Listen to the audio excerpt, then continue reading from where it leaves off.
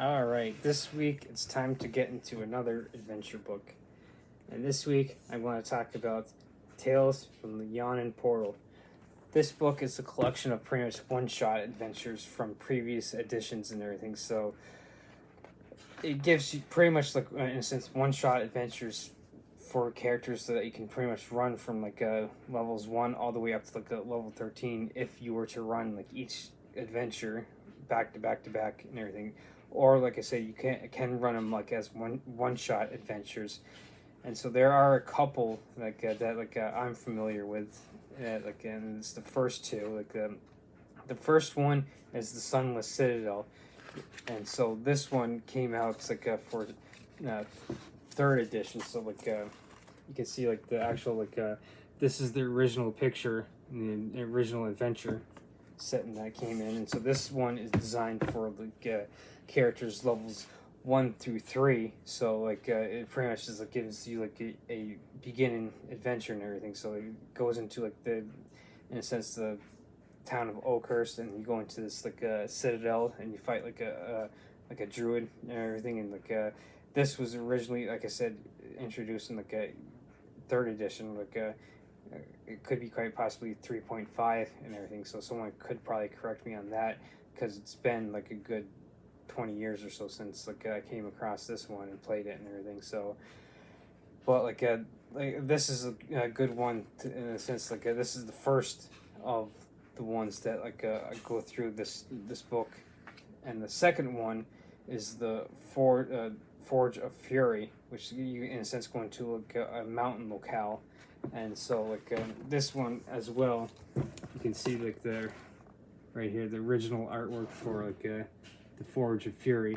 So this one takes characters from levels 3 to 5. So in a sense, it helps level up characters as well. So getting back to Sunless Citadel, and I'll give the brief description that about the original. So the Sunless Citadel by Bruce R. Cordell was originally produced in 2000, or like I said, third edition, and it says it's widely regarded as an excellent way to introduce players to D&D, and it's also a great way to gain experience for someone that's new to DM. And so if it's your first time being a dungeon master, this would be a great one that it says to get started off with. So this whole book in a sense is a great way, like I said, to do one shot. So now with the Forge of Fury, about the original, it was published in 2000 for part of the third edition, and it was published shortly after the Sunless Citadel, and it's a follow-up to that. And it says characters after Sunless Citadel, and was designed as a follow-up to it. Characters who succeeded in that mission advanced to third level are now ready to take on the challenges of ruined dwarven fortress that's in the mountain set and everything. So this one, you can kind of see you do battle in a sense with the dragon. So like I said, this one is takes characters all the way to level 5. So and so like I said, these are one shots. So you can always a one and done type of deal. Personally, I'm not a fan of a big fan of one shots, because I like doing the whole long ass campaigns and everything, where you're building stories and everything. But the thing I do like about one shots though is for new people. So whether you're a new player, or if you're especially if you're a new dungeon master and everything, this is great to get yourself introduced to being a DM. And you could use you could grab friends and and family that have never played D&D before, and you can grab them as you gain experience as DM with these, you can get them interested into Dungeons and Dragons, and then even further into other role-playing games, especially some of the ones that I've already gone over, Starfinder, Pathfinder, Trinity, and I've done Transformers, and there's a plethora of other RPGs out there as well. So and the next one is the the Hidden Shrine of Tamauchin. It's a pretty much Mesoamerican themed campaign, and so this one basically takes people from levels 5 to 8. So this is like you could on ramp people from the Forge of Fury into this one as well. So like each subsequent one is like a build off of the last, like a one shot or whatever. So you could run all these adventures and basically get people up to like level 13 or plus. So like the original, the Hidden Shrine of Tamauchin, is by Harold Johnson and Jeff R. Leeson. It was originally published back in 1980, even before I was born. So like this is why I never came across this adventure myself. So like I said, it's like designed on Mesoamerican, so like Mayan, Aztec, and Toltec mythology and society. So in the original publication, dungeon masters were encouraged to research these real-world background elements so you can get a depth of realism to the character experience and everything. So, but of course, you don't necessarily have to do the research. You can just jump right in. So, but like doing that real world research gives you more knowledge, and so like a lot of times like what happens is like you plan out everything like as DM to go right, and the party all of a sudden makes a decision where they go left.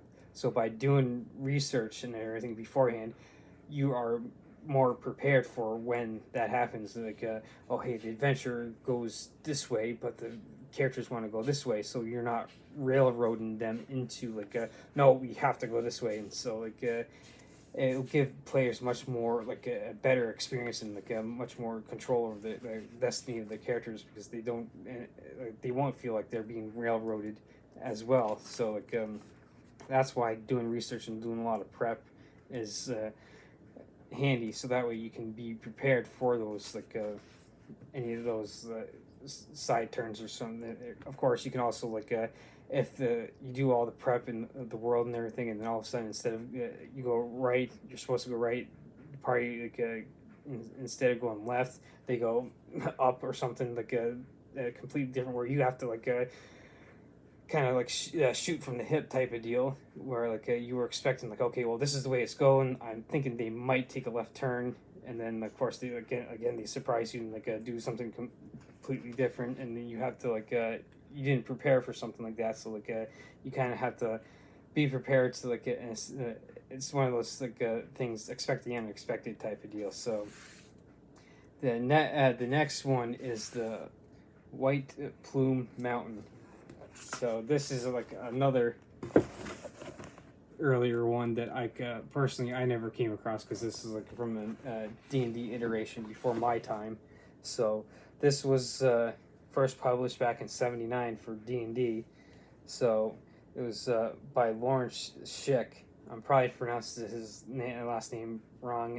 Schick, Schick, and so like Schick related in the 2013 compilation Dungeon of Dread that he wrote the adventure as a way of persuading Gary Gygax, the creator of D&D. So he's the godfather of all modern day RPGs in a sense, to basically hire him as like a game designer. So that's pretty much how he did this. So like this one kind of in a sense can build off like the last one, the Hidden Shrine, because it starts off at level 8 and will take you up to like a level 9. So this is like a in a sense a quicker one, like in a sense like a quick one shot, you could say, at least in leveling.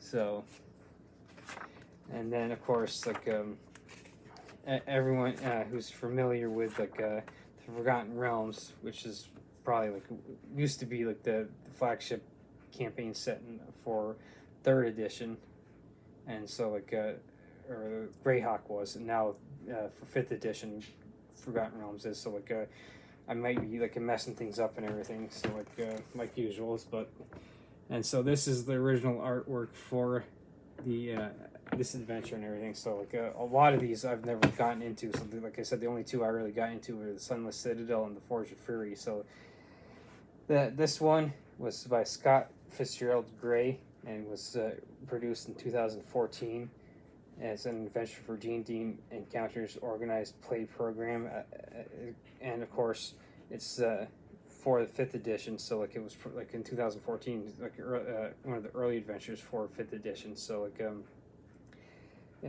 feature an immense lethal dungeon. The adventure is attributed to Tome of Horrors, Ruins of Undermountain, and other killer dungeons from game's history. So like of course, like I said, Dead and They.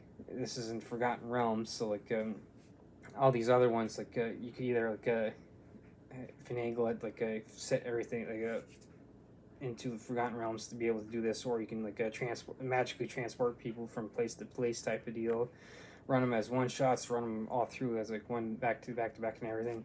So this one will start off for like people at level 9, and will get you advance you up to level 11, which will in turn be able to like get you set up for the next adventure in this, which is like the against giants.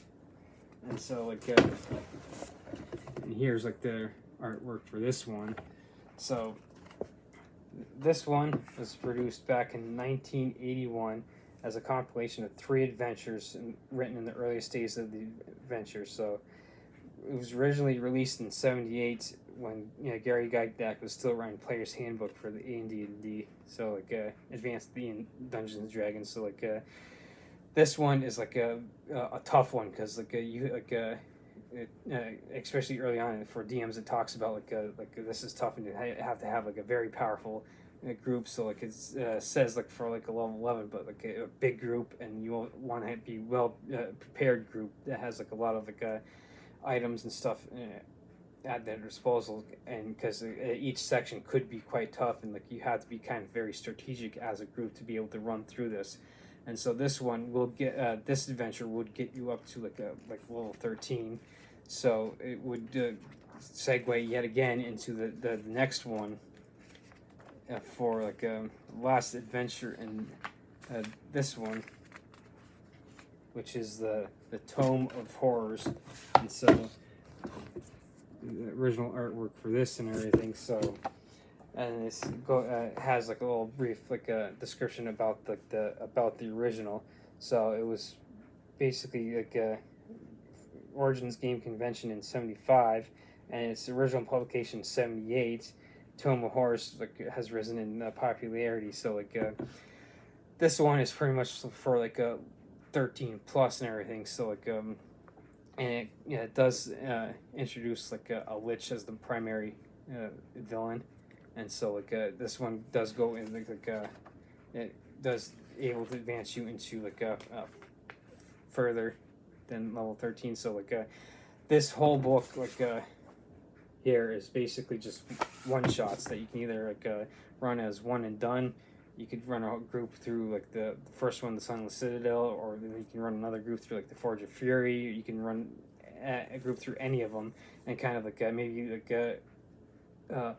get a group of players and like advance them to say like level 8 to do like the White Plume Mountain, or like to do it as a one shot, or you can get a group of people and run through each subsequent one, like maybe you do a game session per module type of deal. And so this does have like appendixes like usual for like just like everything for monsters and for actual treasures and stuff and NPCs. So you're not necessarily having to go to the other rule books like the Dungeon Master Guide or the Monster Manual to kind of look things up. It gives like, and plus it gives them like monsters specific to the actual like adventures themselves. So like any good adventure book like that you get like this will have stuff like that. So well, this one would be good for actually running a campaign because, like I said, each one is tied in to be able to run one right after the other, because like the way it's set up, like for instance, like the Sun of the Citadel brings you to level 3, which kind of segues you right into the Forge of Fury, which starts you off at level 3. Then you can segue into like the Hidden Shrine, which starts you at level 5 after leveling up to level 5 with like the Forge Fury. So it's good to be in that regard to be able to run each subsequent adventure right after the other. But I think like something like this, Tales from the Yawning Portal, would be the way this one shines is its ability for one shot aspect, because each in a sense module it has in here is designed in a sense as a one shot. It's like especially like the two that I'm familiar with, the Sunless Citadel and the Forge of Fury. You can obviously just run them like as a one and done deal, which is what one shots are. So this is the great thing. This is, like I said, this is where this one shines. So you can run through, like, in a sense, like the same group through like the whole different adventure, all them strung together, or like you can create different characters for each one, or you can run different groups and everything through each one as well. So that, like I said, that's where this one shines is as one shots. And even though I'm not necessarily a fan of one shots because I prefer doing long ass campaigns myself and everything, one shots do have their place in being able to introduce new people to the whole role playing game aspect and everything. So where one shots do shine too is if you're new to being a DM, these are great too. So and just like any pre-made adventure module book that you can pick up, it pretty much does most, if not all, the legwork for you. So all you have to do is read up on it and then be able to run it. So that's where this book shines, even though technically it's not like a whole campaign set unto itself. It's just a bunch of modules that are strung together. So if you're a fan of one shots, this is definitely one worth it.